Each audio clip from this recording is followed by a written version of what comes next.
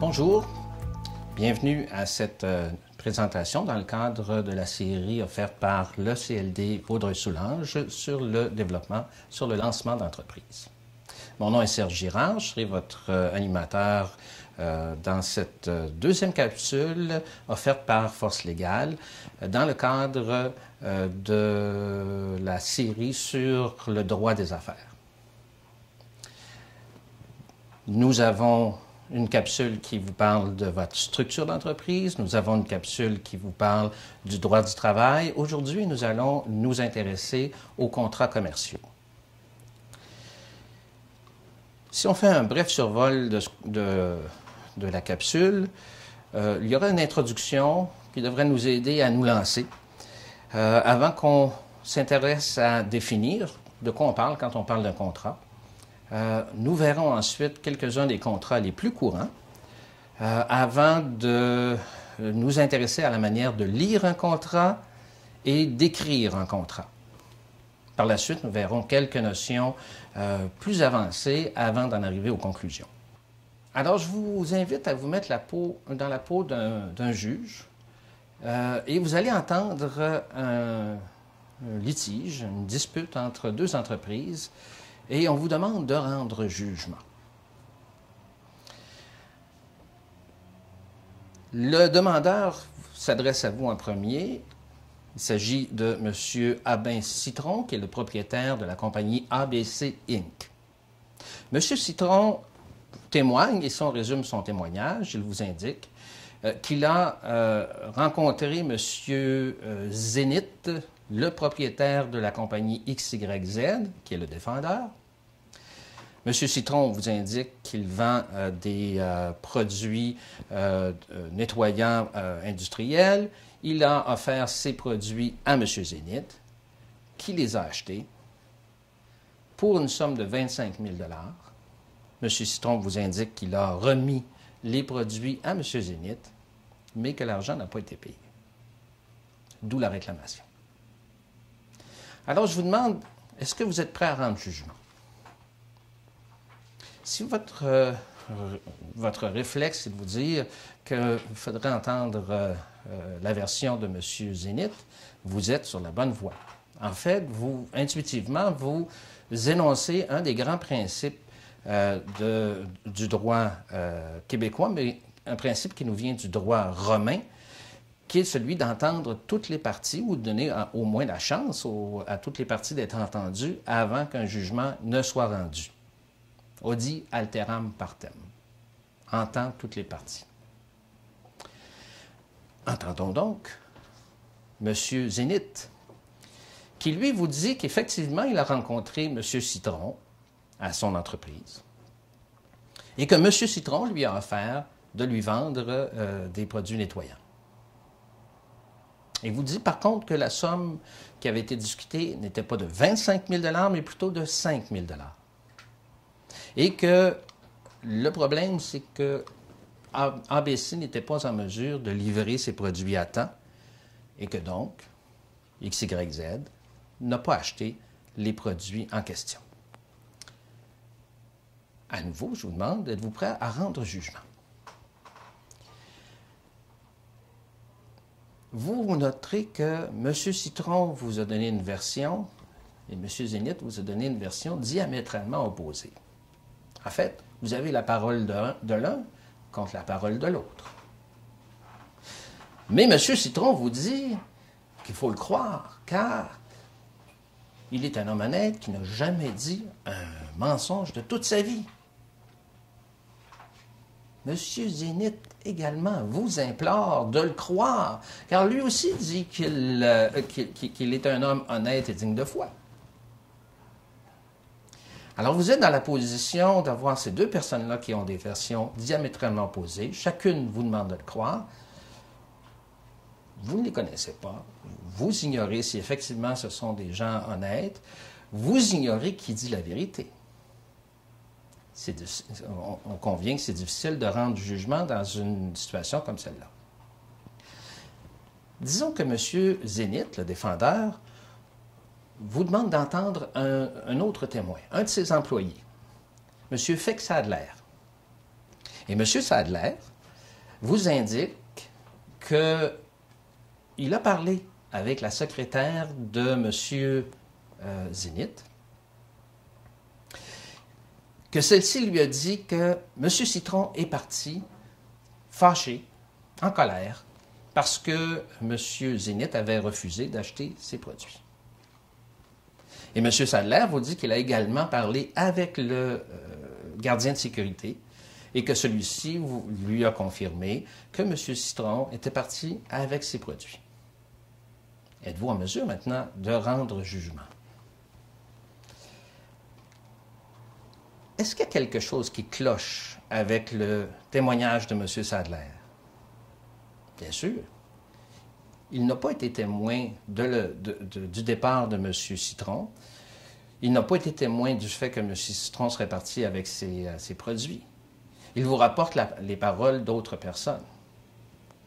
Il fait ce qu'on appelle du oui-dire. Le oui-dire est rarement une preuve admise en cours. Supposons que M. Citron vous montre un contrat. Je vous invite à en prendre connaissance. Est-ce que cette fois, ça vous permet de rendre jugement? Est-ce qu'il manque quelque chose dans ce contrat-là? Vous aurez remarqué qu'aucune signature n'y apparaît. Un contrat qui n'est pas signé ne prouve rien. Il peut s'agir d'un document que M. Citron a préparé la veille du procès dans son bureau, qu'il l'a fait imprimer et vous l'apporte le lendemain. Il manque donc les signatures.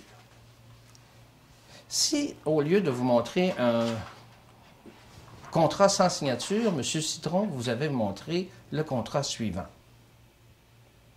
est-ce que cela vous satisfait? On y voit des signatures, et évidemment, c'est mieux que ce qu'on avait. Mais ce n'est pas parfait, car la deuxième page, celle où on voit les articles en question, ne porte aucune initiale de la part des parties. Il est donc possible que cette page-là ait été changée.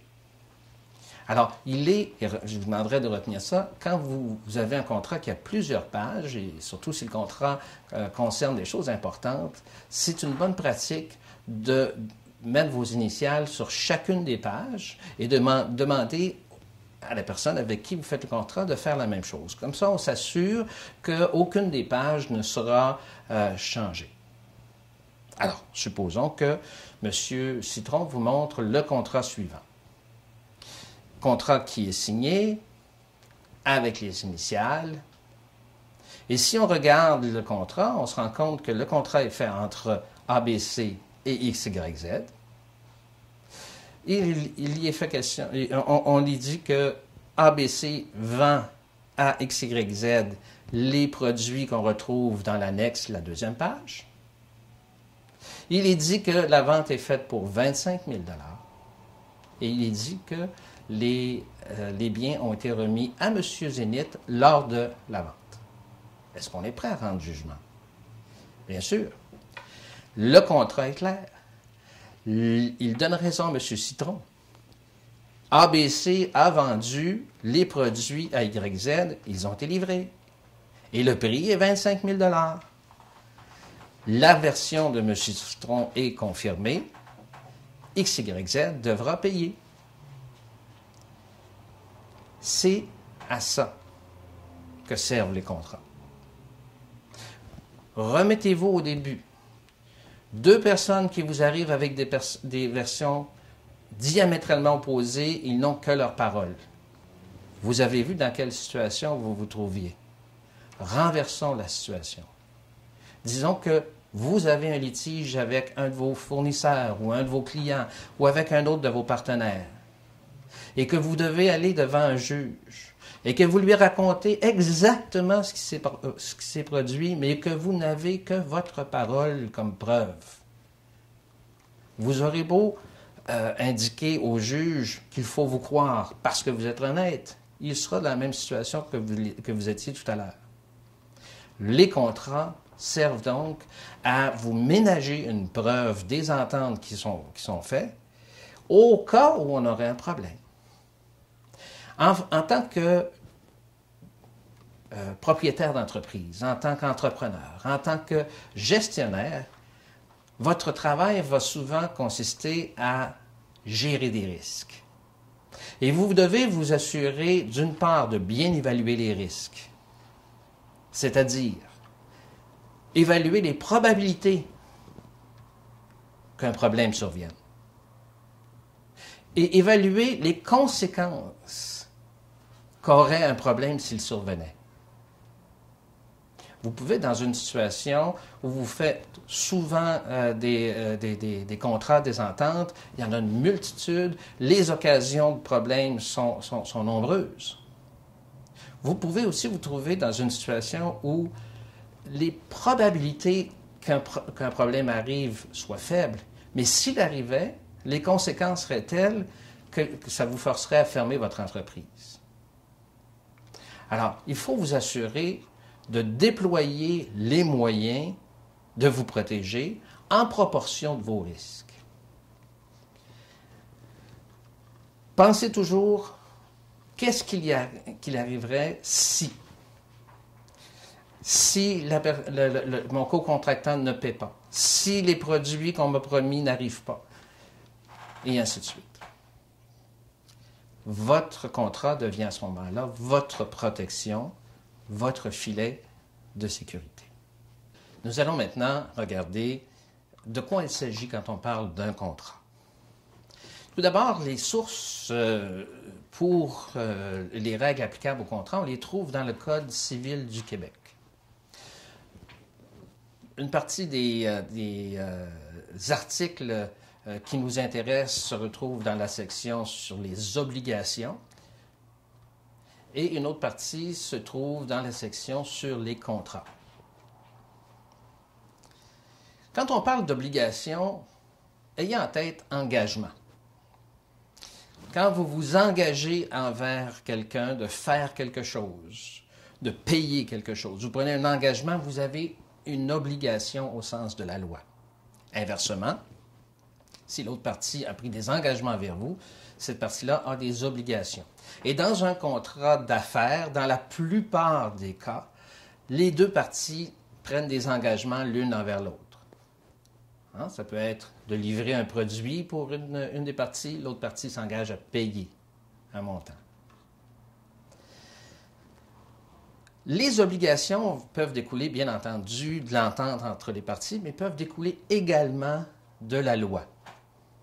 Certaines obligations qui sont prévues dans la loi s'imposent à tout le monde, à tous les contrats. On va dire que ce sont des obligations d'ordre public. On ne peut pas y déroger, même si on veut. D'autres obligations qui découlent de la loi vont être ce qu'on appelle supplétives. Elles vont s'appliquer à moins que les parties aient décidé dans leur contrat de les écarter. Et il faut que cette volonté-là d'écarter la règle soit claire. Un contrat, c'est, au sens du Code, un accord des volontés. Simplifions, prenons une situation où nous avons deux parties qui veulent faire un contrat. Il faut qu'elles s'entendent sur les conditions de ce contrat, sur l'objet du contrat. Ça paraît facile, mais il arrive souvent que les parties ne parlent pas des mêmes choses. Écrire un contrat a cet avantage-là de nous obliger tout de suite, au départ, de nous assurer qu'on s'entend sur les mêmes choses.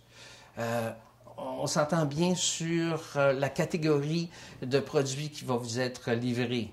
On s'entend bien sur la garantie qui vient avec. On s'entend bien sur le prix, sur les modalités de paiement. Ça vous évite les situations par après où une partie dit « Ah, mais moi, j'avais compris autre chose. » Donc, écrire votre contrat, dans l'exercice d'écrire votre contrat, vous avez la chance d'identifier dès le départ là où il y aurait des malentendus et les corriger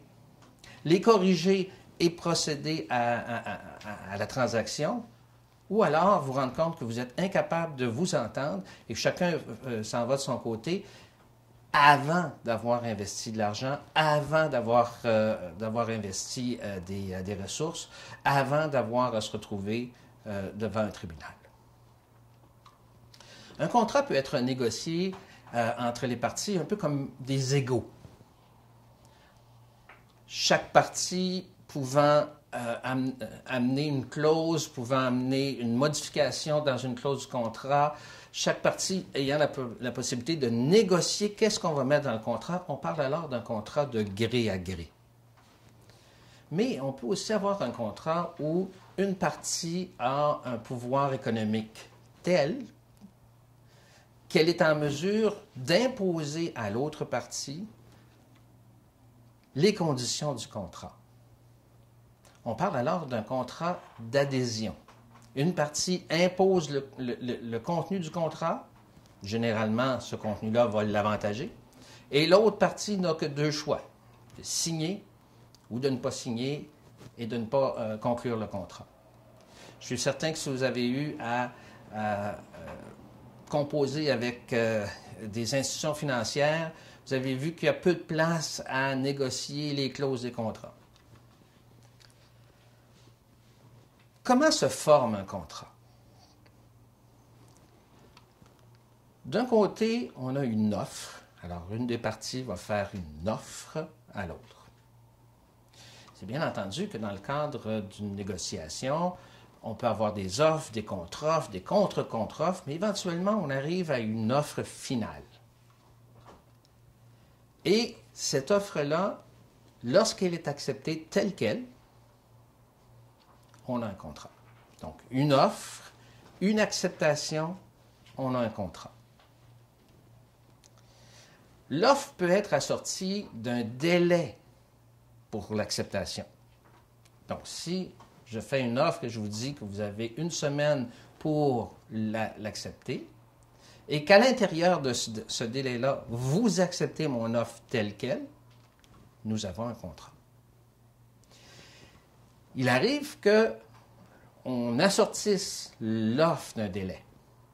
Mais avant que l'autre partie accepte l'offre, le délai s'est écoulé, le délai est terminé. Lorsque le délai est terminé, l'offre tombe. L'offre n'a plus d'existence. De sorte que même si l'autre partie dit hey, « je l'accepte », il est trop tard, il n'y a pas de contrat.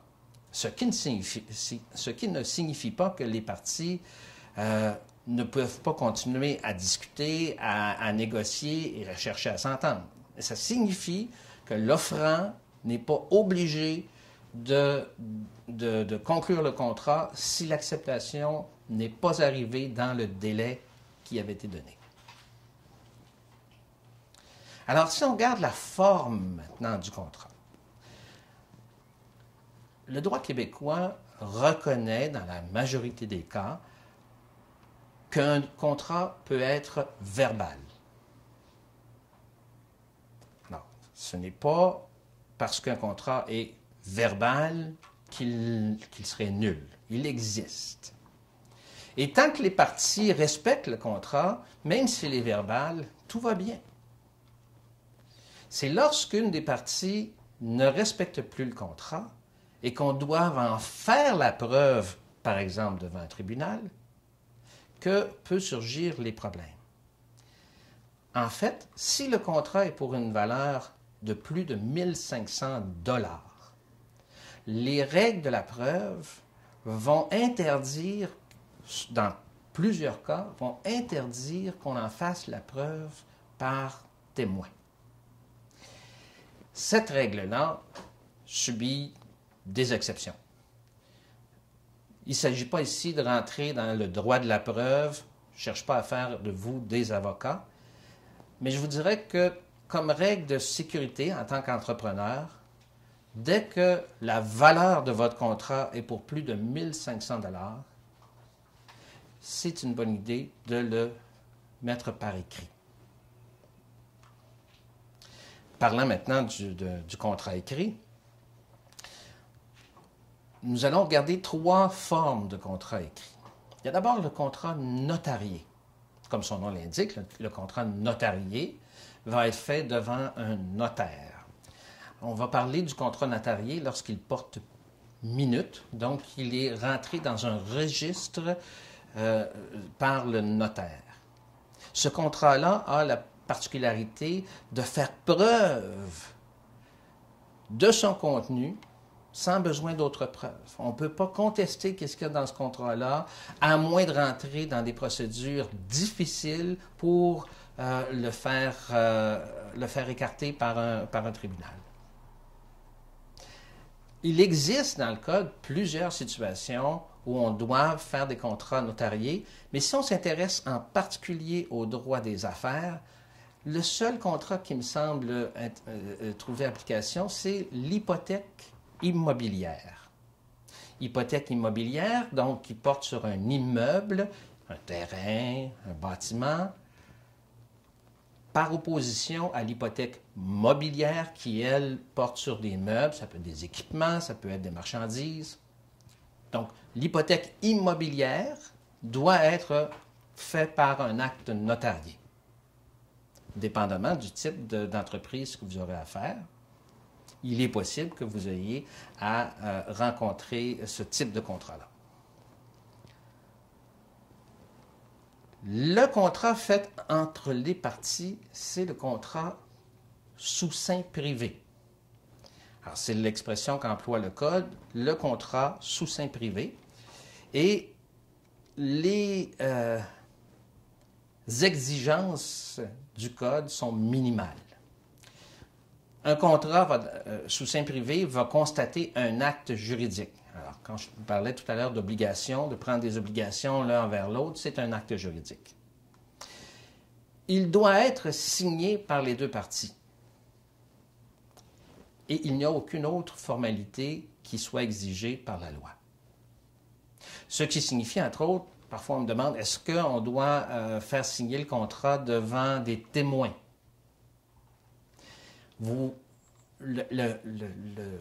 Le droit, la loi n'exige pas que les contrats soient signés devant témoins. Pour la validité du contrat, même si c'est signé sans qu'il y ait de témoins, le contrat est valide. Le fait de vouloir faire signer devant des témoins, ça va être beaucoup plus une question de preuve. Il arrive des fois que dans un litige, une partie dise « ce n'est pas ma signature ». Si j'ai signé devant un témoin, je peux faire venir les témoins et qui vont témoigner sous serment, avoir vu la partie signer le document. Si je n'ai pas de témoin et qu'une partie dit « ce n'est pas ma signature », il faudra faire une preuve par expert, on parlait à ce moment-là de graphologue, qui va devoir faire une expertise sur la signature pour déterminer si la signature qu'on voit sur le document est bien celle de la partie. Donc, ça peut être une bonne idée de faire signer un contrat devant témoin, mais ce n'est pas une exigence de la loi. Dans un contrat sous seing privé, les parties aussi pourraient vouloir assortir le contrat d'autres formalités. Ça va découler de leur volonté et non pas de l'effet de la loi.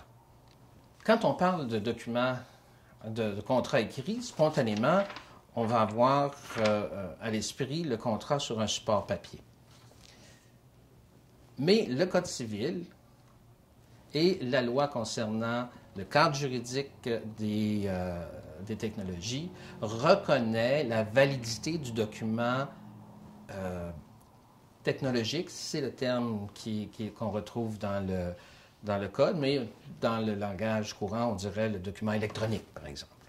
Alors, un document qui serait strictement sur un disque dur d'un ordinateur pourrait constituer un document valable. La condition, c'est que la manière dont ce document-là a été fait et a été conservé permet d'en garantir l'intégrité. Donc, permet d'établir qu'il n'a pas été possible de modifier le contenu. Alors, dans la mesure où on rencontre ce critère-là, qui lui-même peut être technique, mais dans la mesure où on rencontre ce critère-là, le document est valide et peut constituer un contrat. Et on le traitera à ce moment-là comme un contrat écrit.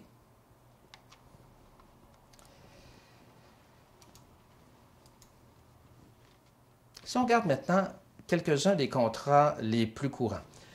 Tout d'abord, dans le Code civil, vous allez trouver une section qu'on appelle les contrats nommés. Le Code civil découle d'un effort de rationalisation du droit, de catégorisation du droit. Et on le voit bien dans les contrats nommés, où on va trouver à peu près une vingtaine de contrats qui regroupent la plupart des situations et qui permet aux législateurs d'énoncer des règles. La liste qu'on trouve dans les contrats nommés n'est pas exclusive. On peut faire d'autres contrats qu'on ne retrouve pas dans cette liste-là, et on parlera à ce moment-là de contrats innommés, et tout à l'heure, nous en verrons quelques-uns. Mais dans la plupart des cas, le contrat innommé va aller puiser dans certaines parties des contrats nommés, où il sera possible de faire des rapprochements avec les contrats nommés pour essayer d'en établir les règles. Voyons quelques-uns des contrats nommés. Alors, supposons que vous entrez à l'épicerie avec l'intention d'aller y chercher un steak. Au moment où vous entrez dans l'épicerie, le steak appartient à l'épicier. Quand vous passez à la caisse, vous payez le prix demandé et vous repartez avec le steak qui vous appartient. De quel type de contrat s'agit-il? Le contrat de vente. Le contrat de vente dont la particularité est de transférer la propriété d'un bien du premier propriétaire à une autre personne. Supposons que vous ayez besoin d'outils, d'équipements, pour l'utiliser pendant un certain temps. Vous êtes prêt à payer pour pouvoir utiliser cet équipement-là, et lorsque vous aurez terminé, vous allez remettre l'équipement à son propriétaire. Le propriétaire qui va avoir été propriétaire à tous les instants, avant que vous alliez le voir, pendant que vous utilisez les outils en question ou l'équipement en question, et après que vous lui ayez remis l'équipement. Donc, il n'y a pas de changement de propriétaire, vous ne faites que payer pour l'utilisation. Il s'agit du contrat de louage, on pourrait aussi dire du bail, on pourrait dire de la location. Donc, le louage, c'est le contrat par lequel une partie va payer pour le droit d'utilisation pendant un certain temps d'un bien, avec l'obligation de le remettre à la fin à son propriétaire, et évidemment, de payer le loyer. Revenons maintenant à un exemple avec un steak, mais cette fois, vous êtes chez vous, vous avez un ou plusieurs steaks qui vous appartiennent. Vous avez des amis avec lesquels vous aimeriez partager ces steaks-là, et vous ne voulez pas avoir à faire la cuisine vous-même. Vous engagez un traiteur qui vient chez vous, évidemment, en échange d'un paiement, qui va vous préparer vos aliments que vous pourrez ensuite déguster. Le steak vous appartenait à tout moment. Le traiteur a amené son savoir-faire pour le préparer. Il s'agit d'un contrat de service. Quand on regarde dans le Code, on dit que le contrat de service, c'est le contrat par lequel une partie s'engage à faire la prestation d'un service. Vous conviendrez que ça ne nous fait pas avancer beaucoup. Je vous suggère donc la définition suivante, c'est ma définition personnelle. Le service consiste à appliquer un savoir, une adresse technique, un savoir-faire, à une situation particulière. Le contrat de service, donc, que vous allez retrouver régulièrement en affaires. Regardons maintenant comment lire un contrat. Je vous suggère de regarder l'exemple suivant et d'établir de quel type de contrat. Regardons-le ensemble. Un contrat de louage. Donc, regardons ensemble le contrat en question. Il s'agit d'un contrat de louage intervenu à Vaudreuil-Dorion, dans le district de Beauharnois, entre Aubin-Citron, qu'on désigne comme étant le bailleur, et Melon-Changé, qu'on désigne comme le locataire. L'article 1 dit « Le bailleur loue au locataire les items suivants, une douzaine d'œufs, une livre de lait, un litre de lait, une livre de beurre, une livre de farine, une livre de sucre. Le locataire reconnaît par la présente avoir reçu livraison ce jour des produits décrits à l'article 1 et s'en déclare satisfait. À titre de loyer, le locataire remet au bailleur la somme de 25 $. Les parties ont signé et on a la date. De quel type de contrat s'agit-il? À première vue, il s'agit d'un contrat de bail, de location, puisque tout le vocabulaire utilisé dans ce contrat réfère à un contrat de bail. On l'appelle un bail, on réfère aux parties comme étant bailleur et locataire, on parle des biens loués, on parle du loyer.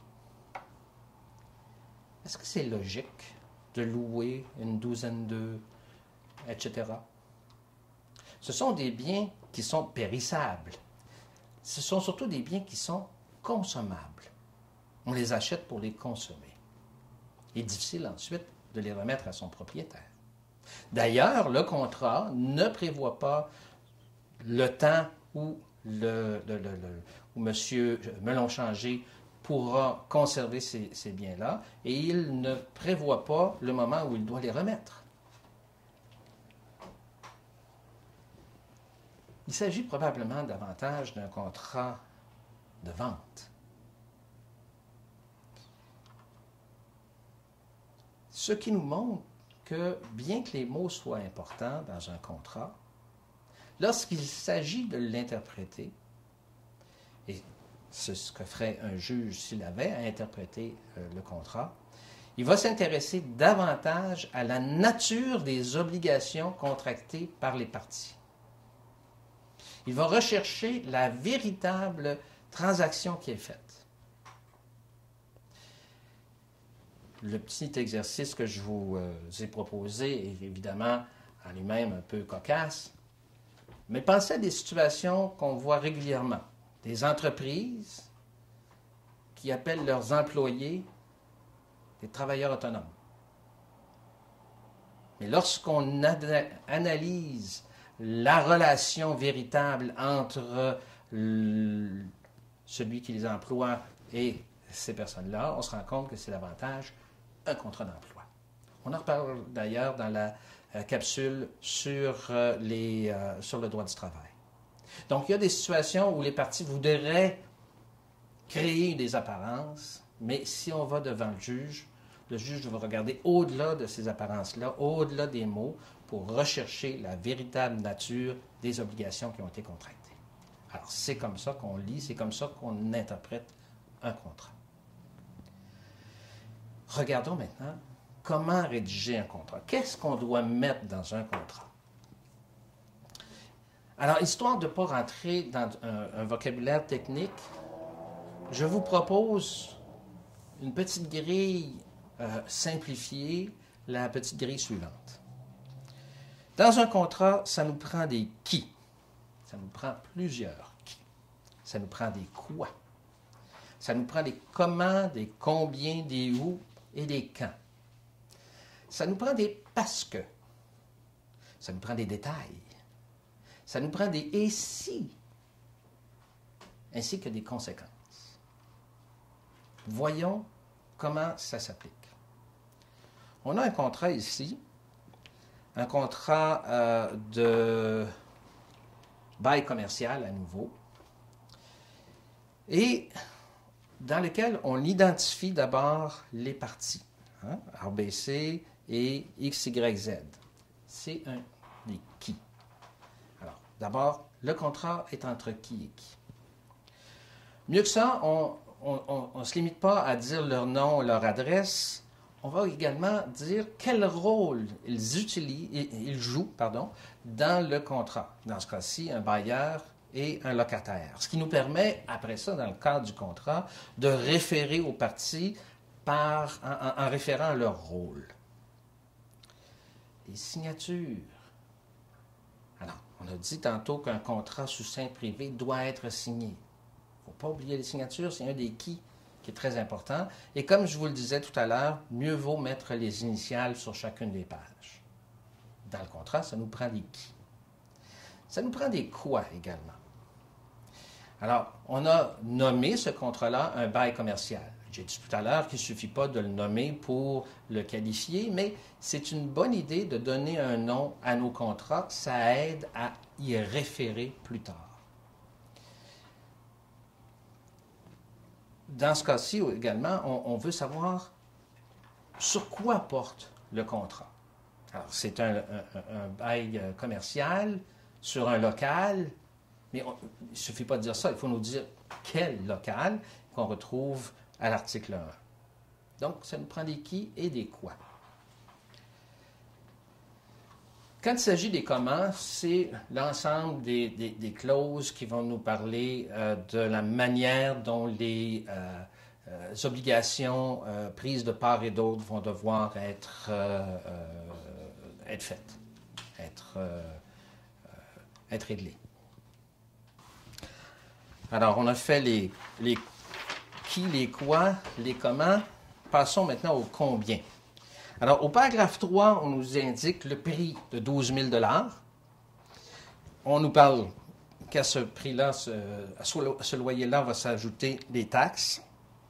On nous dit également que le loyer va être payé par mensualité, mais on nous dit le montant pour chacune des mensualités. Donc, des combien. Quant au où, on va indiquer avant les signatures à quel endroit a été conclu le contrat. C'est souvent un élément important, surtout si on a à s'adresser à un tribunal. Dans de nombreux cas, le contrat, l'endroit où le contrat a été signé, va déterminer à quel tribunal on doit s'adresser. Alors, si c'est la Cour du Québec ou la Cour supérieure, ces deux cours-là ont il y a des palais de justice dans plusieurs régions. Alors, ça nous dit dans quelle région, à quel palais de justice il faut s'adresser. Si on passe maintenant au quand. D'une part, il y a la date de signature du contrat. Elle aussi, elle est importante et souvent, ça indique le moment où jusqu'où on a pour exercer certains recours, et sans oublier le quand qui concerne l'exécution des obligations. Alors, quand est-ce que le contrat commence, quand est-ce que le contrat se termine, quand est-ce que les loyers doivent être payés, etc. Donc, le quand au niveau des obligations et le quand au niveau de la signature du contrat. Quand je parle des parce que, je dirais que c'est la cause du contrat. Ici, le petit exemple qu'on a, c'est simplement qu'on dit quel genre de commerce on va exercer. Alors, mettons-nous du point de vue du locataire, peut-être qu'il a besoin d'avoir quelqu'un qui va exercer un commerce de bande dessinée. Ça fait partie du concept d'affaires, il ne veut pas avoir un restaurant. Dans certains cas, les causes vont être un élément crucial pour vous, pour décider d'entrer dans ce contrat-là. Ça peut être des déclarations qui sont faites par l'autre partie, qui vous représentent un certain nombre de choses quant à l'état des lieux, quant à l'état de l'équipement. Alors, si ces éléments-là sont des éléments cruciaux pour vous, mieux vaut les écrire. Je dirais plus loin, s'ils sont vraiment au cœur de votre décision de contracter, mieux vaut le préciser que c'est une condition essentiel au contrat. De sorte que si par la suite vous vous rendez compte que les représentations qui vous ont été faites étaient fausses ou que les faits ne correspondent pas à ce qui vous avait été annoncé, vous aurez la capacité d'exercer un recours. Alors, quand je parle des détails, je parle d'une série de clauses secondaires qu'on peut retrouver dans le contrat. Ça peut être sur des dépôts qu'on va remettre ou ça peut être sur des questions d'interprétation. Là, il y a une série de détails qu'on peut retrouver. Les « et si », ceux-là sont très importants. Quand vous concluez un contrat, vous avez votre plan A dans la tête, c'est celui qui correspond à la bonne exécution du contrat, tout va bien. Mais il faut parfois considérer qu'est-ce qui arriverait dans telle ou telle circonstance. C'est ce qu'on se trouve souvent dans les clauses de défaut. Dans un contrat, par exemple, où il y a une relation continue ou une relation qui va, dans un bail commercial, par exemple, qui va se faire sur plusieurs années, le bailleur va vouloir s'assurer de couvrir des situations où, par exemple, le locataire ferait défaut de payer le loyer, ou le locataire ferait des dommages à l'immeuble. Le locataire se trouverait à créer des problèmes avec les autres locataires. Le locataire cesserait d'occuper son local ou d'y exercer son commerce. Le locataire tomberait en faillite. Bref, un certain nombre de situations qu'on veut déterminer. On dit, si ça arrive, vous serez en défaut. Alors ça, c'est les « et si ». Ça peut être dans les clauses de défaut, ça peut être dans d'autres clauses également. Les conséquences, souvent, sont rattachées au « et si ». Une fois qu'on a déterminé les situations problématiques, on va indiquer ensuite quelles seront les conséquences. Alors, dans notre contrat, dans notre exemple, nos « et si », on les trouvait au paragraphe 9 et 10, hein, et le paragraphe 10 contient également qu'est-ce qui arrive, la conséquence du défaut. Alors, par exemple, ici, que le locataire pourra mettre fin au bail et reprendre possession du local. Alors, quel que soit le type de contrat que vous voulez conclure, si vous vous posez des questions, est-ce que j'ai couvert les qui, les quoi, les comment, les combien, les où, les quand, les parce que, les détails, les ici et les conséquences, dans la majorité des cas, vous avez fait le tour.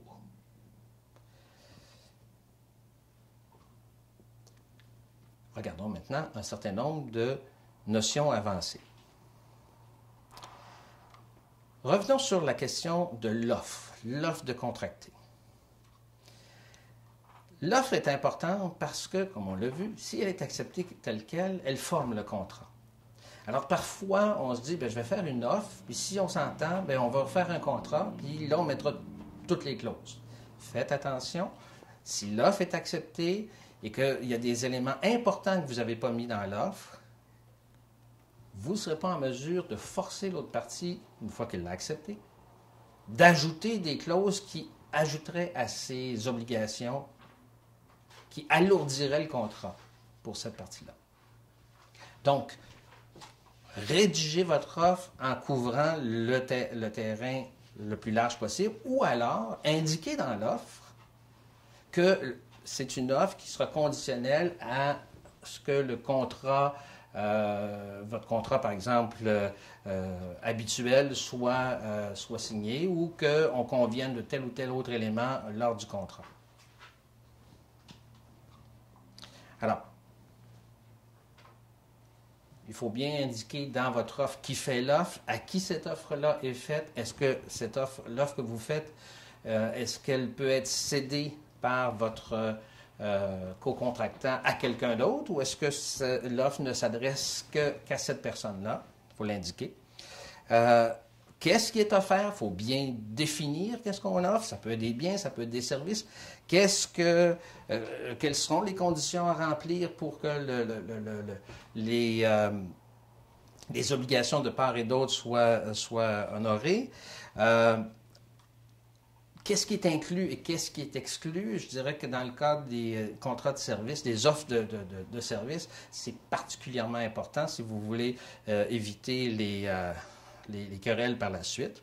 Évidemment, à quel prix, selon quelle modalité, est-ce que l'offre est conditionnelle, est-ce qu'il y a des conditions, ça peut être d'être accepté dans un délai particulier, mais ça peut être aussi d'autres conditions. On voit souvent dans l'immobilier commercial, si je veux acheter un terrain ou si je veux louer un terrain, mais que j'ai besoin d'avoir une étude environnementale, alors ça va être conditionnel au résultat de cette étude-là, ou encore conditionnel à l'obtention d'un permis, ainsi de suite. Alors, quand et comment doit se faire l'acceptation? Et on peut aussi décider de faire une offre inversée. Alors, l'offre inversée, c'est l'offre qui est préparée par une partie, mais qui est rédigée comme si elle venait de l'autre partie. Dans le domaine des institutions financières, souvent, ce qu'on va vous demander, c'est de signer une demande de crédit. Mais tout le document a été rédigé par l'institution financière. Mais c'est rédigé comme si c'est vous qui faisiez une offre. Et ça peut, dans certains cas, être une bonne idée pour vous de rédiger vos offres de cette façon-là, de sorte qu'un client potentiel vous présente une demande que vous pourrez accepter ou non. On va parler brièvement du taux d'intérêt. Le taux, alors supposons que vous avez un contrat dans lequel il y a du crédit. Le prix ne vous est pas payé immédiatement. Ça peut être du crédit à long terme, mais ça peut être tout simplement d'envoyer une facture et dire tu as 30 jours pour payer. Si vous avez l'intention d'exiger de l'intérêt au-delà de ce délai-là, il faut que ce soit constaté par écrit.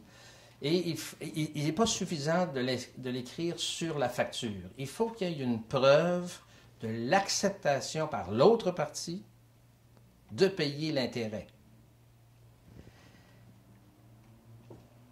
C'est préférable de le faire dans le contrat ou de l'indiquer dans votre offre de service ou qui sera amené à être accepté par votre client. Si vous le mettez sur votre facture, à tout le moins, sur votre facture, prévoyez une ligne sur laquelle le client reconnaît avoir pris connaissance du taux d'intérêt et accepte de payer l'intérêt le cas échéant. Ici, ce que je vous dis s'applique dans le cas des contrats entre entreprises. Il y a des règles particulières si vos clients sont des consommateurs. Vers la fin de la présentation, on va parler un petit peu de droit de consommation. Mais pour l'instant, je me place dans un contexte où vous êtes en train de travailler avec d'autres entreprises. Dans tous les cas, le taux doit être rédigé, doit être exprimé dans un taux par année. Alors, si c'est 12 % par année, il faut que ça soit 12 % par année. Si vous dites 1 % par mois, si vous ne dites que ça, 1 % par mois, et qu'il y a une querelle et que vous demandez de vous faire payer l'intérêt, la clause ne sera pas considérée valide. Si vous avez dit que c'est 12 % par année, soit 1 % par mois, là, ça va dans la mesure où vous l'avez exprimé. Et si le taux exprimé par année ne correspond pas au taux exprimé par mois, c'est le taux par année qui va s'appliquer. Quel est le maximum qu'on peut exiger? Il y a deux réponses à ça. Si on est dans un contrat avec d'autres entreprises, donc vraiment un contrat commercial, le maximum, c'est le taux criminel c'est-à-dire 60%, plus que 60%. Alors, le Code criminel interdit de facturer des intérêts au-delà de 60%. En bas de ça, c'est correct. J'ai dit 2 réponses, je vais vous en ajouter une 3e. Alors, si c'est un contrat de gré à gré entre 2 parties qui ont pu négocier, on a mis un taux d'intérêt exorbitant et que ça a été accepté, et qu'une des parties se retrouve dans des circonstances qui l'obligent à payer l'intérêt, elle va devoir payer l'intérêt, qu'il soit de 40% ou de 50%. Si par contre, le contrat est un contrat d'adhésion, même entre 2 entreprises, un contrat d'adhésion, là, le tribunal a le pouvoir, s'il y avait un litige, non seulement d'interpréter le contrat en faveur de celui qui adhère au contrat, mais également le pouvoir de réduire des obligations qui, dans les circonstances, lui paraîtraient exorbitantes ou exagérées. Cette 2e réponse-là nous amène à la 3e, le cas du contrat avec un consommateur. Ah, dans ce cas-ci, la loi sur la protection du consommateur trouve application. Maintenant, dans la loi sur la protection du consommateur et dans ses règlements, on n'indique pas un pourcentage précis à ne pas dépasser. On indique que le pourcentage ne doit pas être abusif. Quand on regarde dans la jurisprudence comment ça a été appliqué, on se rend compte que quand on arrive proche de 30%, c'est pas mal le maximum. Je ne suis pas en mesure de vous dire un taux très, très, très précis, et plus vous êtes proche de 30%, plus vos chances, si c'est vous qui demandez à un consommateur de payer cet intérêt-là, plus vos chances de vous le faire refuser sont fortes. Et dans le cas de la loi sur la protection du consommateur, ce qu'on va considérer comme de l'intérêt, ce n'est pas seulement le montant exigé en pourcentage. Si vous avez demandé des frais, si vous avez demandé des frais d'ouverture du dossier, si vous avez demandé d'autres frais en plus du prix que vous avez exigé pour les biens que vous avez vendus ou pour les services que vous avez rendus aux consommateurs, tous les autres frais vont être considérés comme des frais de financement, des frais d'intérêt. Alors, si l'ensemble de ces frais-là s'approche de 30%, vous aurez probablement de la difficulté à convaincre un juge que le consommateur devrait payer les intérêts en question. On va regarder maintenant la situation du bail commercial. Le bail commercial est pour tous les projets d'affaires qui impliquent un lieu physique, c'est un des contrats commerciaux que vous allez avoir à signer. Il vaut la peine de bien regarder. Alors, encore une fois, l'offre versus le bail, les mêmes commentaires que j'ai fait tout à l'heure. Si vous échangez des offres pour un local et que l'offre est acceptée telle quelle, ça peut constituer votre contrat. Alors, il ne suffit pas de dire on réglera ça dans le bail. Si c'est important, mentionnez-le dans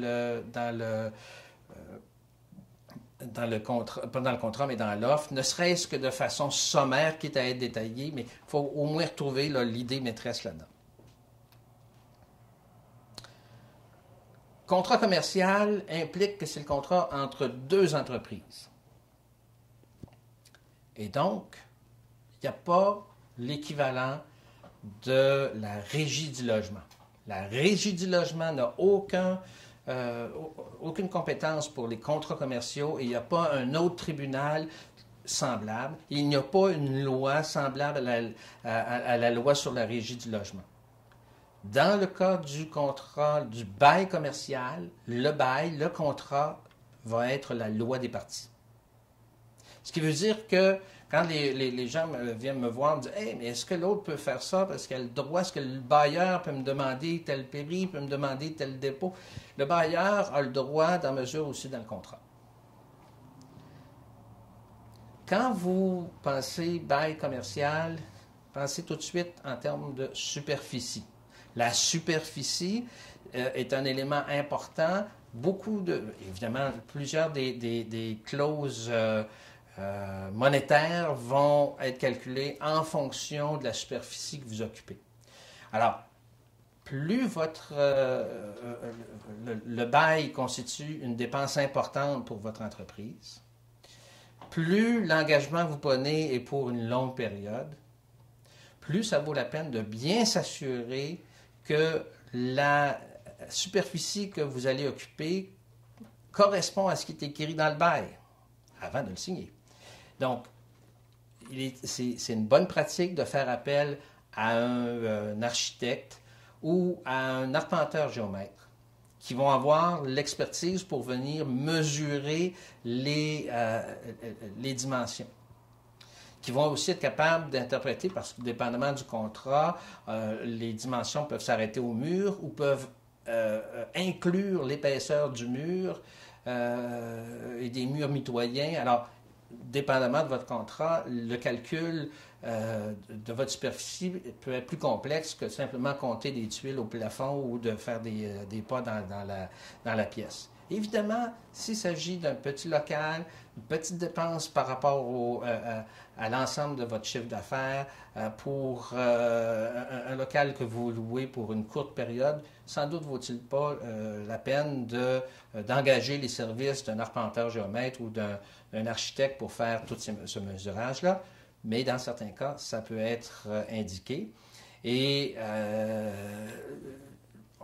on n'est pas obligé de se fier aux mesures qui nous sont fournies par le locateur, par le bailleur. On a le droit de vérifier soi-même.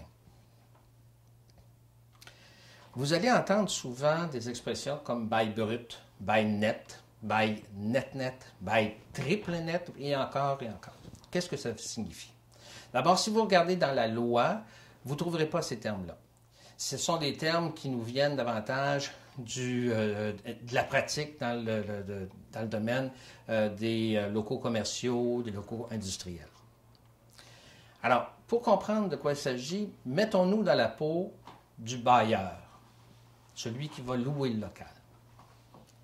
Si c'est un bail brut, le montant du loyer qu'il reçoit ne va pas tout de suite dans sa poche. Avec ce montant de loyer-là, il doit payer une série de dépenses afférentes à non seulement l'immeuble, mais aussi au local. L'électricité, le chauffage, la climatisation, ce genre de choses-là. Donc, l'argent qu'il reçoit, ce qui va lui rester à lui, sera ce qui lui reste après qu'il ait payé toutes ces dépenses-là. Le bail, le loyer qu'il reçoit est donc brut.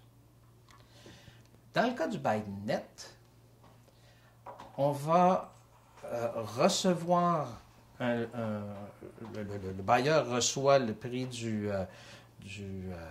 loyer et c'est au locataire d'assumer lui-même des dépenses comme l'électricité, le chauffage, ce genre de choses-là, qui sont afférents à son local.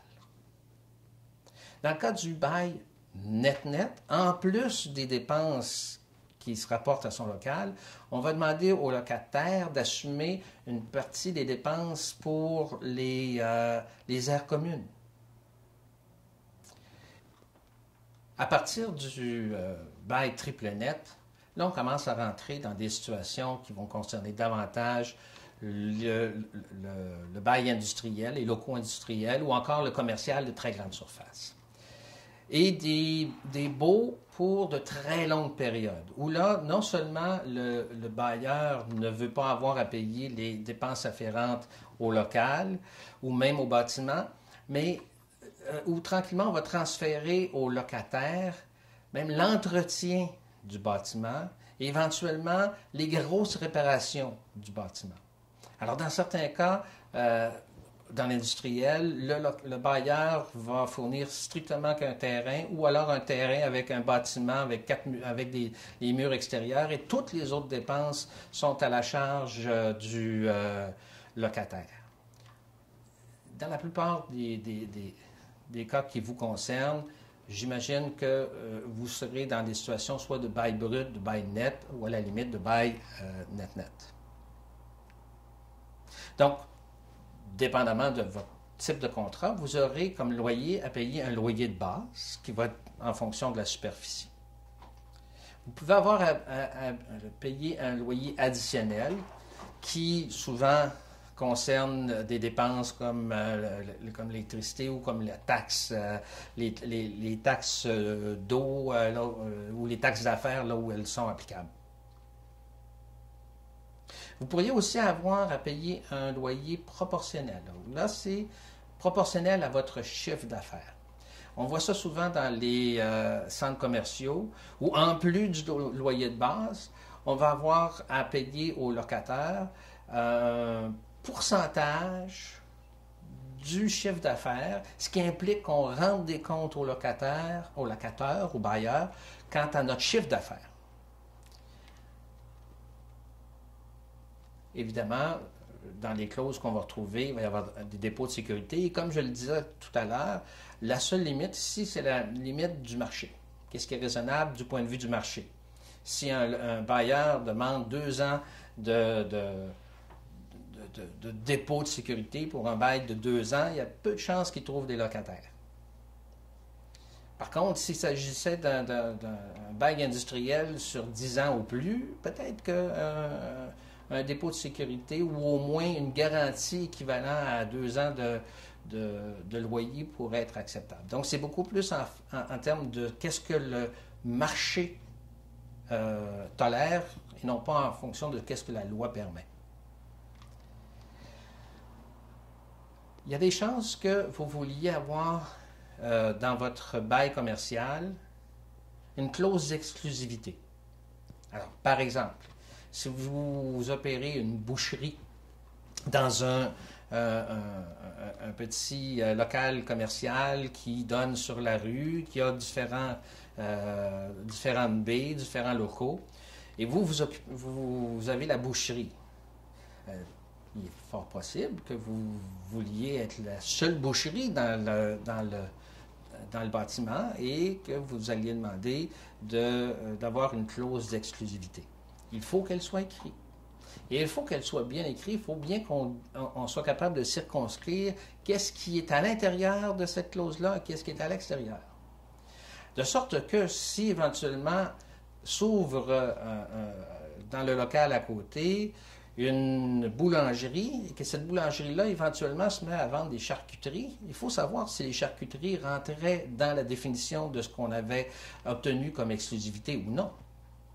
Donc, lisez bien et ayez en tête votre plan d'affaires pour savoir qu'est-ce qu'on a besoin d'y ajouter. Évidemment, plus vous allez en demander, plus le bailleur va être réticent ou encore voudra obtenir un loyer qui fait que ce soit payant de vous donner l'exclusivité que vous demandez. Alors, c'est à vous de juger quelle place occupe l'exclusivité dans votre plan d'affaires. Alors, en bail commercial, la principale obligation du locateur, du bailleur, c'est de vous assurer la jouissance paisible des lieux. Alors, vous avez loué un local pour des fins particulières, vous devez être en mesure de pouvoir l'occuper et pouvoir exercer les activités que vous aviez prévues dans ce local-là. Alors, les troubles à la jouissance paisible des lieux peuvent venir soit du locataire lui-même, soit d'autres locataires ou encore de tiers. Le Code prévoit qu'en principe, le locataire est responsable envers vous comme locataire, non seulement des troubles qui viennent de son fait, mais également de celui qui vient des autres locataires. Et à la limite, si ces troubles-là sont trop importants, vous pouvez vous adresser au tribunal, soit pour demander une réduction du loyer, soit pour obtenir la résiliation du bail. Mais il s'agit d'une des obligations qui existent à moins qu'elle soit écartée par le contrat. Donc, il arrive que dans le bail, le bailleur ait écarté ces obligations-là. Il faut que vous soyez en mesure d'en prendre connaissance et de décider si, malgré tout, l'offre que vous fait le bailleur pour ce local-là en vaut la peine. Si on signe le contrat avec des exclusions comme ça, qu'ensuite on se retrouve dans des situations où le voisin de l'autre côté du mur mitoyen fait un tapage épouvantable, vous allez peut-être avoir des recours à prendre contre le voisin, mais pas contre le bailleur. Alors, il faut à ce moment-là savoir dans quoi vous avez mis les pieds avant de signer. La sous-location, évidemment, il faut que la possibilité de sous-louer votre local à un autre locataire commercial soit prévue, mais ayez en tête que même en sous-louant, dans la plupart des cas, vous restez responsable du loyer, et non seulement du loyer, mais de toutes les obligations, de sorte que si le sous-locataire brise endommage le bâtiment ou crée des problèmes avec d'autres locataires, c'est vous éventuellement qui risquez d'en être responsable. L'option de renouvellement. Beaucoup de bails vont être de baux vont être pour une durée de 2, 3, 4, voire 5 ans, et avec une clause qui prévoit que le locataire peut, à son initiative, poursuivre l'application, renouveler le contrat. Assurez-vous, si c'est important pour vous, assurez-vous d'avoir une véritable option. Il arrive que l'option soit rédigée de la façon suivante. On va indiquer que le locataire peut enclencher le processus de renouvellement, donnant un avis dans des délais qui sont indiqués, donnant un avis au bailleur. Et qu'une fois qu'il a donné cet avis-là, les parties auront un certain délai pour s'entendre sur le nouveau loyer. On va dire que le bail va être reconduit au complet, sauf en ce qui concerne le loyer, que les parties auront un certain délai pour s'entendre sur le loyer. Et si elles ne s'entendent pas dans ce délai-là, le bail va se terminer. Ce n'est pas une véritable option de renouvellement. Dès que l'option implique d'autres négociations où il n'y a pas une obligation de s'entendre, ou en fait, même si on voulait dire une obligation de s'entendre, où il n'y a rien d'automatique, ce n'est pas une obligation. Il faudrait que l'option, dans ce cas-là, prévoit quel sera le loyer ou encore prévoit le mécanisme objectif qui va nous permettre d'établir le loyer. Par exemple, le loyer de la dernière année, plus le pourcentage, le taux d'inflation. Alors, là, ici, on a quelque chose d'objectif, on l'a déterminé. Là, on a une véritable option. Alors, faites attention aux illusions là-dessus. La clause de défaut et les recours du locataire. Lisez bien les situations qui pourraient vous mettre en défaut et comprenez que, comme je disais tout à l'heure, il n'y a pas de régie du logement. Oui, le locataire peut vous mettre dehors. Oui, il peut reprendre le local. Oui, il peut entrer sur les lieux si c'est écrit sur le contrat. Alors, il y a moyen, possiblement, de négocier avant de signer sur ces clauses-là ou d'obtenir en contrepartie des concessions sur d'autres éléments. Mais une fois que vous avez signé, vous allez être pris avec ces clauses-là. Finalement, la loi prévoit, le Code prévoit que le locataire commercial peut aller au registre des droits réels immobiliers pour enregistrer son bail commercial sur le bâtiment. Ça a pour effet que si le propriétaire de la bâtisse vend, alors si votre locataire vend le bâtiment, l'acheteur devra respecter votre contrat jusqu'au bout. Alors, vous avez signé un bail de 5 ans, et si après la première année, un nouveau propriétaire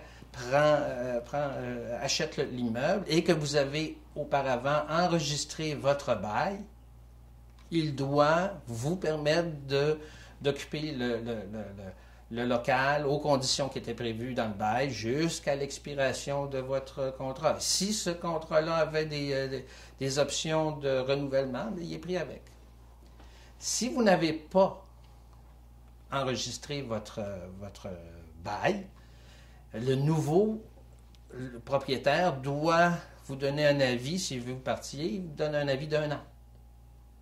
Alors, si vous aviez prévu 5 ans au même endroit, vous aviez fait des dépenses dans votre local en fonction d'être là pendant 5 ans ou plus, et qu'au bout d'1 an, vous devez quitter les lieux, ça risque de représenter un manque à gagner assez important pour votre projet d'affaires. Or, il y a des baux qui contiennent une clause dans laquelle le locataire renonce à son droit d'enregistrer le bail ou s'engage à ne pas enregistrer le bail sans avoir eu l'autorisation du bailleur, et que s'il l'enregistrait sans autorisation, ce serait une cause de défaut pouvant amener à la résiliation du bail. Ces clauses-là ne sont pas valides. La Cour a reconnu que le droit d'enregistrer, le droit pour un locataire commercial d'enregistrer son bail est un droit d'ordre public auquel le contrat ne peut porter atteinte. Le cautionnement. Alors, que ce soit dans votre bail commercial ou dans d'autres contrats, il peut arriver qu'on vous demande, à titre personnel, de garantir les obligations, par exemple, que votre compagnie aurait contractées. Si vous avez un financement, il est fort probable que l'institution financière qui aura financé votre entreprise incorporée vous demandera à vous personnellement de garantir, et ça se fait généralement par un cautionnement. On va regarder comment fonctionne le cautionnement. Alors, imaginons qu'on a d'une part un créancier. Le créancier, c'est celui à qui est due l'obligation. Le débiteur, c'est celui qui doit l'obligation. Alors, si on parle d'une obligation de payer, le débiteur, c'est lui qui doit payer. Le créancier, c'est lui qui reçoit le paiement. Et la caution, ou les cautions, il peut y avoir plusieurs cautions. Donc, dans le scénario normal, le débiteur paie au créancier les sommes qu'il s'est engagé à payer. Mais si pour une raison quelconque, le débiteur ne paye pas, parce qu'il n'a pas les moyens, parce qu'il néglige de le faire, les cautions vont payer à sa place. Alors, le contrat de caution, c'est le contrat par lequel la caution s'est engagée envers le créancier à remplir les obligations du débiteur à sa place si jamais le débiteur fait défaut. Bien sûr, les cautions peuvent réclamer du débiteur de leur rembourser ce qu'ils ont payé à sa place. Et si le débiteur est insolvable, le recours risque d'être assez illusoire. Et de toute façon, ça devient le problème des cautions, ce n'est pas le problème du créancier. La loi prévoit pour le cautionnement 2 droits en faveur des cautions. Le droit de discussion. Le droit de discussion, c'est le droit pour le caution de dire au créancier « Je vais te payer, mais avant que je te paye, je te demande d'aller obtenir un jugement contre le débiteur. Une fois que tu auras un jugement contre le débiteur, tu as le droit de faire des saisies sur les biens du débiteur. Tu as le droit de faire vendre ces biens-là en justice et d'être payé sur les sommes qui seront obtenues lorsqu'on aura vendu les biens en justice, les biens du débiteur. Et une fois que tout ça sera fait, s'il reste encore de l'argent qui est dû, je vais payer la différence. C'est le droit de discussion. Dans la majorité des cas, dans la majorité des cautionnements, on va prévoir que la caution renonce au droit de discussion. Et c'est légal. L'autre droit, c'est le droit de division. Alors, si on est plusieurs cautions, le droit de division, c'est le droit d'être responsable seulement individuellement pour une partie de la créance. Alors, on va voir dans un instant un exemple là-dessus, mais disons tout de suite que le droit de division, lui aussi, régulièrement, est écarté dans les contrats de cautionnement. Alors, on va dire que la caution renonce au droit de division et de discussion. Et c'est légal. Et lorsqu'on n'a pas le droit de discussion, en réalité, on est un débiteur solidaire. Et souvent, les cautionnements vont dire que la caution devient un débiteur solidaire du débiteur envers le créancier. Le mot solidaire, solidarité, dans ces cas-là, devrait toujours allumer un signal d'alarme dans votre tête parce que ça a des impacts importants. On va les regarder immédiatement. Commençons par la situation de l'obligation conjointe. Tantôt, je parlais du droit de division, c'est l'obligation conjointe. Alors, dans notre exemple, on a un créancier à qui il est dû 100 $ et il a 4 débiteurs. Et là, ici, je ne rentre pas, est-ce qu'ils sont cautions ou est-ce qu'ils étaient eux-mêmes des signataires du contrat. Là, ce n'est pas important pour notre exemple. Ils sont des débiteurs conjoints. Alors, ça veut dire qu'individuellement, chacun des débiteurs est responsable pour 25 $ de la dette totale de 100 $. Le créancier peut demander individuellement à chacun d'eux seulement 25 $. Ça signifie que si, par exemple, un des débiteurs ne paye pas, fait faillite, par exemple, le créancier ne pourra pas demander aux autres de payer plus que leur part de 25 $, et donc ça veut dire pour le créancier qu'il ne pourra percevoir au plus que 75 $. Il aura donc perdu une partie de sa créance. C'est l'obligation conjointe. L'obligation solidaire, elle, fonctionne de la façon suivante. Le créancier, il lui est dû 100 $. Il a 4 débiteurs solidaires. Individuellement, chacun des débiteurs est responsable de la totalité de la dette. Ce qui veut dire que le créancier peut s'adresser à n'importe lequel pour être payé. Si jamais un des débiteurs... ça ne veut pas dire qu'il va se faire payer 4 fois 100 $. Il ne va pas obtenir 400 $. Il va obtenir au maximum 100 $. Mais il peut s'adresser à n'importe lequel individuellement pour être payé. Ce qui veut dire que si un des débiteurs fait faillite, le créancier peut encore s'adresser aux autres débiteurs pour être payé au complet. Et en pratique, le créancier va souvent s'adresser à celui de ses débiteurs qui est le plus solvable, le plus riche.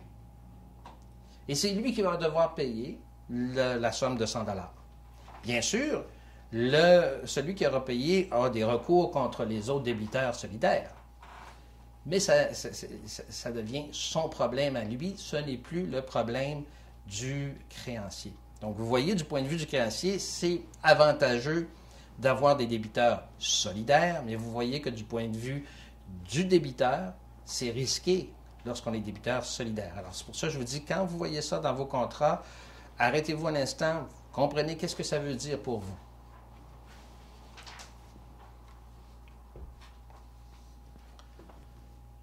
Nous allons terminer avec 2 contrats qu'on ne retrouve pas dans le Code civil. Donc, ce sont des contrats innommés. On va commencer avec le contrat de franchise. Le contrat de franchise, en réalité, c'est un ensemble de contrats. Le franchiseur, c'est celui qui va avoir développé un concept. Ce concept-là, il va l'avoir éprouvé en l'opérant pendant un temps raisonnable à au moins un endroit. Ce faisant, il va avoir peaufiné sa recette, il va avoir démontré qu'elle fonctionne, ce qui veut dire que lorsque les franchisés viendront se joindre à lui, leur risque à eux est diminué puisqu'ils embarquent dans une recette, un concept dont on a déjà démontré qu'il fonctionnait. Le concept va être articulé dans une série de procédures qu'on va retrouver dans un manuel d'exploitation. Le manuel d'exploitation est préparé par le franchiseur, c'est sa propriété, mais ça va servir aux franchisés pour dire, OK, voici comment on va appliquer la recette. À ce concept-là va être généralement associé une ou des marques de commerce qui permet au public de reconnaître le concept, de reconnaître le marchand et de reconnaître ceux qui vont être associés à cette bannière-là. Et le franchiseur, au lieu de, à ses propres frais, ouvrir plusieurs succursales et assumer seul tous les risques, il va plutôt bâtir un réseau avec des entrepreneurs indépendants qui sont les franchisés. Donc, ce n'est pas une grande entreprise avec plein d'actionnaires, c'est un franchiseur qui va être généralement une entreprise, une entreprise incorporée, et des franchisés qui seront souvent eux aussi incorporés. Ce sont des entreprises séparées du franchiseur et séparées entre elles. Et de cette façon-là, on bâtit un réseau. On répartit le risque entre plusieurs entrepreneurs. On répartit également le fardeau du financement entre plusieurs entrepreneurs. Lorsqu'on devient franchisé, il faut payer un montant initial pour obtenir la franchise. Mais par la suite, au fur et à mesure qu'on opère, on a à payer différents montants, des redevances en fonction du chiffre d'affaires, des redevances pour l'utilisation des marques de commerce, etc. On doit payer un certain nombre de contributions à des dépenses communes. Comme le succès de la franchise repose sur l'application de la recette développée par le franchiseur, le concept du franchiseur, ça implique que le franchiseur va exercer sur les franchisés un certain contrôle et que les franchisés vont devoir rendre compte et faire un certain nombre de rapports et ouvrir leurs livres aux franchiseurs. La question du territoire est importante parce que en tant que franchisé, vos projections de revenus peuvent dépendre du territoire que vous allez couvrir. Alors, il faut bien lire comment est défini le territoire et il faut comprendre que ce qui sera protégé comme territoire, c'est seulement ce que vous avez dans votre contrat. Alors, en pratique, si vous êtes dans une nouvelle chaîne qui commence à s'installer, votre contrat va vous donner un certain nombre de kilomètres carrés de votre territoire, mais s'il n'y a pas d'autres franchisés de la même bannière à l'extérieur de ce territoire-là, les clientèles qui vont vous venir ne viendront pas strictement des kilomètres carrés inclus dans votre contrat, mais des alentours. Sauf qu'au fur et à mesure qu'on ouvre de nouveaux magasins, de nouvelles succursales, ça se peut qu'il y ait des territoires adjacents aux vôtres qui commencent à être occupés par d'autres franchisés et que les clients qui venaient de l'extérieur de votre territoire, mais à proximité, aillent désormais vers un autre franchisé. Il faut l'avoir en tête lorsqu'on fait nos projections. Souvent, le franchiseur va devenir aussi le bailleur des franchisés. Alors, il va être propriétaire du terrain, de la bâtisse qu'il va louer aux franchisés. Dans d'autres cas, dans d'autres concepts, on va plutôt demander que ce soit le franchisé qui assume le risque de louer un local dans un bâtiment qui appartient à un tiers. Mais ce que je veux dire ici, c'est que la relation entre le franchiseur et le franchisé peut être complexe. Il peut y avoir plusieurs types d'engagement. On peut être responsable envers le franchiseur de multiples façons, entre autres à travers un bail. Posez-vous, avant d'entrer dans une franchise à titre de franchisé, posez-vous la question, quel sera mon scénario de sortie? Comment est-ce que je peux revendre ma franchise lorsque je suis rendu prêt à la vendre? Parce qu'il faut comprendre que opérer un commerce, ça vous amène un revenu, ça c'est bien, mais opérer un commerce, à la différence d'avoir un emploi, ça vous permet aussi d'accumuler un capital, la valeur de votre entreprise qui croît avec les années. Et cette valeur-là, vous allez la récupérer le jour où vous allez vendre votre commerce.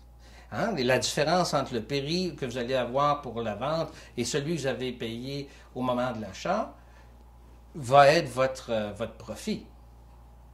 Alors, il faut s'interroger, quelles seront les conditions qui s'appliqueront à la vente? Est-ce que j'ai le choix de vendre à qui je veux? Est-ce que je suis obligé de vendre au franchiseur? Est-ce que j'ai seulement un acheteur? Est-ce que, à ce moment-là, les clauses qui permettent d'établir le prix me protègent ou est-ce que je vais être soumis au bon vouloir du franchiseur? Alors, il faut, avant de s'embarquer, d'avoir réfléchi à ça, d'avoir bien lu les clauses du contrat qui concernent la revente. Je disais que le contrat de franchise, c'est un ensemble de contrats. Je vous en ai donné un certain nombre qu'on voit régulièrement. Donc, la lettre d'intention, l'entente de confidentialité, la demande de franchise qui est un petit peu, comme je disais tout à l'heure, une offre inversée où le document va être préparé par le franchiseur, mais rédigé comme si c'est vous qui faites une demande. Il va y avoir la convention de franchise elle-même. Il va y avoir des conventions concernant le choix du site. Il va y avoir le bail avec le franchiseur comme bailleur ou avec des tiers. Il va y avoir une convention de gestion, une convention de vente d'actifs. Souvent, pour commencer votre commerce, vous avez besoin d'équipements ou de marchandises qui peuvent vous être fournis par le franchiseur. Étant donné que vous allez avoir différents montants à payer au fur et à mesure, le franchiseur peut vouloir avoir des garanties, donc par exemple des hypothèques immobilières sur votre équipement, sur vos marchandises, sur vos recevables, etc. Cautionnement, contrat de cautionnement, pour la même raison, le franchiseur veut se protéger, être sûr d'être payé, donc non seulement il veut avoir l'engagement de votre entreprise incorporée, mais aussi de ses propriétaires individuellement, donc il y aura des cautionnements.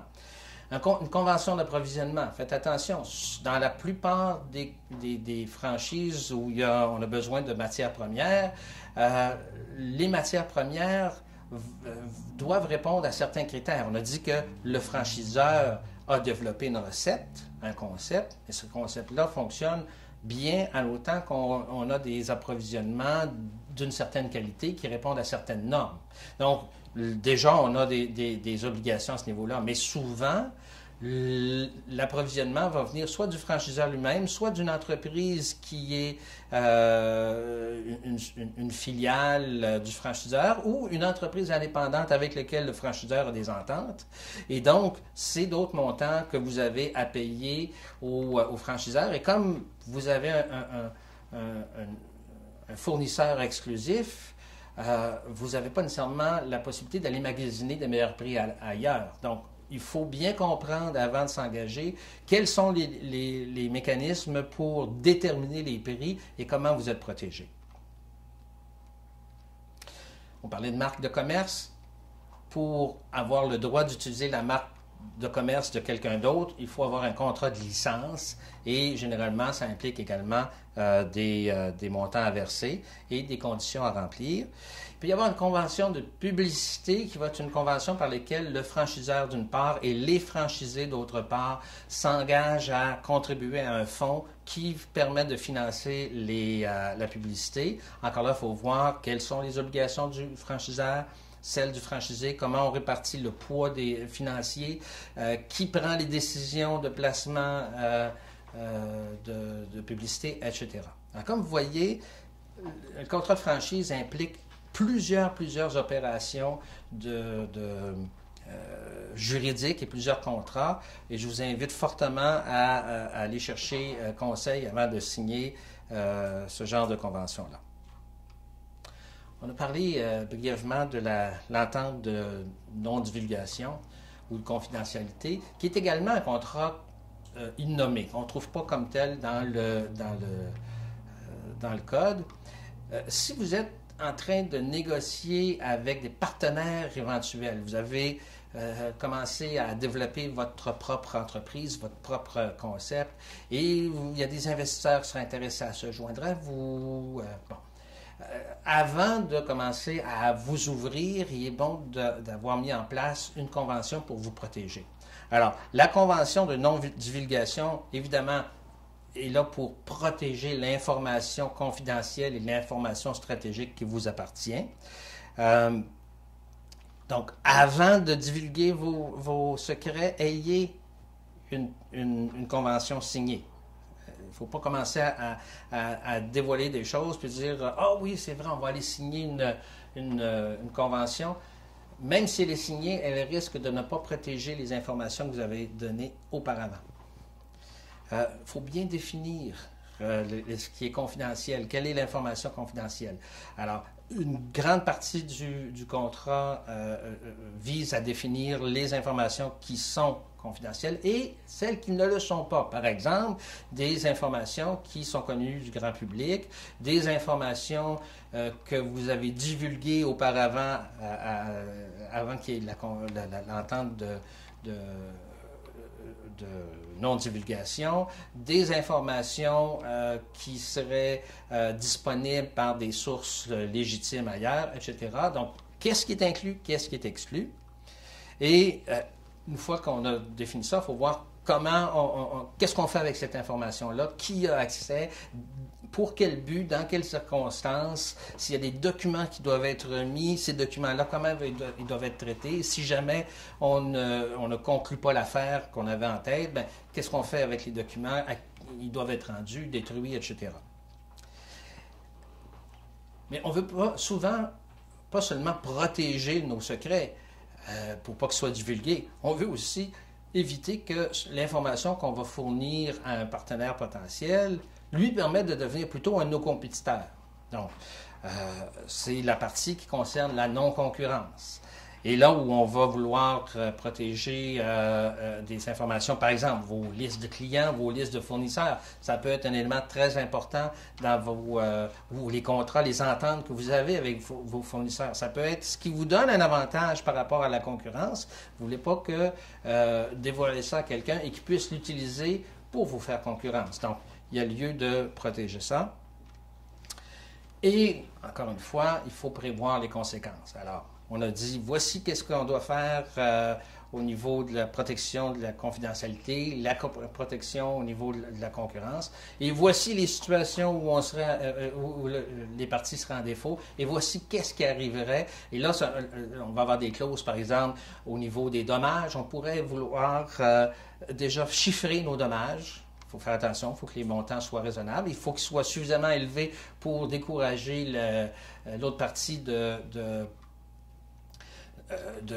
d'enfreindre l'entente. Il ne faut pas qu'il soit élevé à un point tel que ça devienne déraisonnable, parce que l'on risque d'avoir de la misère à faire appliquer notre clause en question. Est-ce qu'on a le droit d'avoir recours à l'injonction, qui est un des recours où on va demander à la Cour supérieure de rendre une ordonnance pour obliger l'autre partie à cesser d'utiliser nos informations, à nous rendre les documents qui nous appartiennent, etc. Alors, c'est les conséquences, donc, qu'on peut prévoir dans cette entente-là. On va faire un très, très bref survol du droit de la consommation, parce que certains d'entre vous ont des projets d'affaires où leur clientèle seront des consommateurs. Alors, dès le départ, il faut se mettre dans la tête que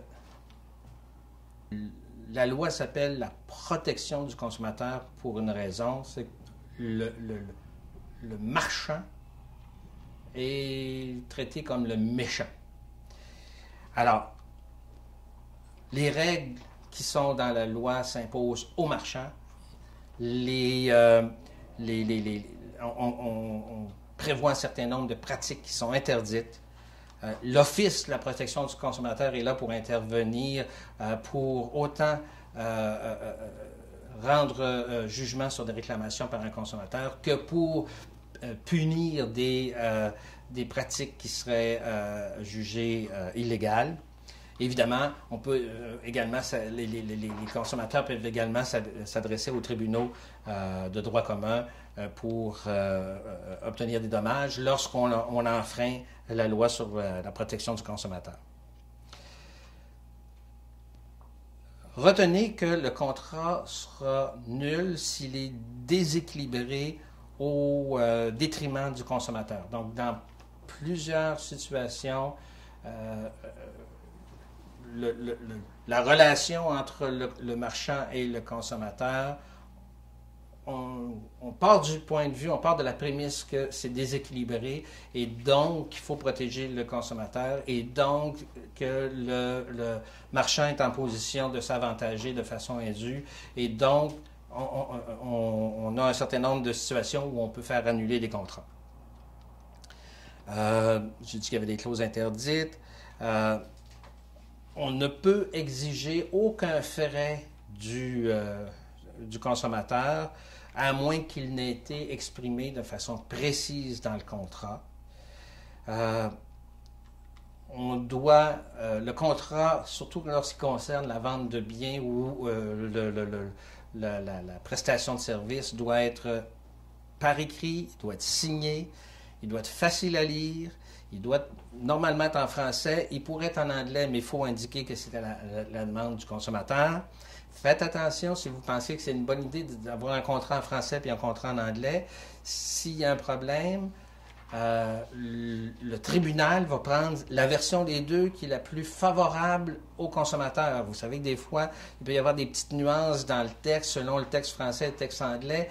Et là, à ce moment-là, indépendamment de la langue parlée par le consommateur, on va prendre l'interprétation, la version qui donne l'interprétation la plus favorable au consommateur. J'ai dit que ça doit être signé par les deux parties et le consommateur doit recevoir une copie du contrat. Dès qu'il y a un doute, dès qu'il y a une ambiguïté, on va interpréter le contrat en faveur du consommateur.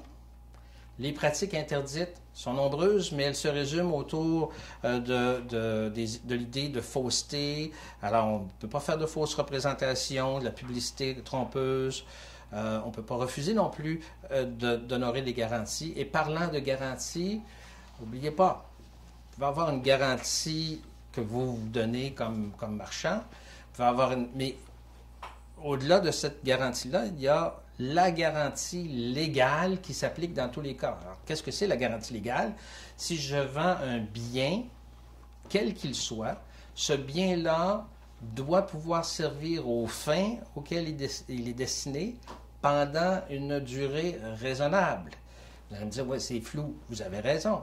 Mais le tribunal, s'il a à trancher un litige, va regarder la nature des biens et on s'entend que la durée raisonnable pour un stylo à $1 ne sera pas la même que pour un tracteur pour tondre le gazon. Alors, si au bout de quelques semaines, le tracteur ne fonctionne plus, quand même qu'on dira, oui, mais tu n'as pas acheté ma garantie du marchand, vous êtes quand même lié par la garantie légale. Donc, gardez ça en tête. Il est interdit de rendre l'octroi d'un rabais au consommateur conditionnel à ce que ce même consommateur-là prenne un contrat avec un tiers, etc., etc. Alors, comme j'ai dit, c'est un très bref survol. On aura sans doute l'occasion, dans un proche avenir, de faire une capsule strictement sur les obligations pour les marchands dans le cadre du droit de la consommation. Alors, on arrive aux conclusions. Que retenir de ce qu'on a vu durant cette capsule? D'abord, Concevoir un contrat, c'est un exercice à 360 degrés. Il faut regarder le plan A, qu'est-ce qu'on veut faire ensemble, le plan B, qu'est-ce qui arrive si ça ne marche pas. Et il faut aller plus loin que ça même. Il faut regarder souvent l'impact que peut avoir ce contrat-là sur les autres contrats. On veut éviter de se retrouver à signer des contrats avec différentes parties qui sont incompatibles. Si avec mes fournisseurs, je me suis engagé pour 2 ans à acheter les produits d'un fournisseur, puis qu'il y a une clause qui m'interdit d'en sortir, et que je m'engage ensuite envers un autre fournisseur à lui acheter ses biens, ses produits pendant 2 ans, puis je ne peux pas en sortir. Puis là, je me retrouve à avoir 2 obligations avec 2 fournisseurs différents, avec l'obligation de les honorer. Je risque d'être en conflit et avec un et avec l'autre. Donc, il faut qu'on ait en tête les engagements qu'on a pris par ailleurs avant de signer un contrat. Comme on a dit tout à l'heure, vous êtes un entrepreneur, une entrepreneur. En tant qu'entrepreneur, vous allez avoir à gérer des risques. Il faut vous assurer que les moyens que vous allez mettre en place soient en proportion des risques que vous avez pris, soit les probabilités d'avoir un problème ou les conséquences s'il y aurait un problème. Donc, assurez-vous de prendre des moyens qui sont en proportion. Il serait illogique de faire signer un contrat de 50 de 50 pages à un client qui vous achète une barre de chocolat à $1. Mais si vous êtes en train de conclure un contrat qui se chiffre en plusieurs dizaines de milliers, voire de centaines de milliers de dollars, et qui peut faire ou défaire la vie de votre entreprise, c'est sans doute risqué de le faire sur une simple poignée de main ou sur un coin de napperon dans un restaurant. Dès que votre contrat est plus que 1500 $, votre réflexe devrait être d'avoir un contrat écrit. Dès que le contrat est pour une somme plus importante ou a des impacts plus importants, c'est bon d'aller voir un professionnel. En apparence, ça peut sembler facile de faire un contrat, mais on se rend compte qu'il y a beaucoup de détails à regarder. Évidemment, ce qu'on a vu aujourd'hui n'est qu'un bref survol de tout ce qu'on a à concevoir dans un contrat. Alors, assurez-vous, quand vous décidez d'aller chercher l'expertise d'un avocat d'affaires, de faire affaire avec quelqu'un qui comprend que pour un entrepreneur, le droit, c'est d'abord un outil de gestion. C'est un outil qui est là pour vous éviter les litiges potentiels et les coûts qui y sont associés.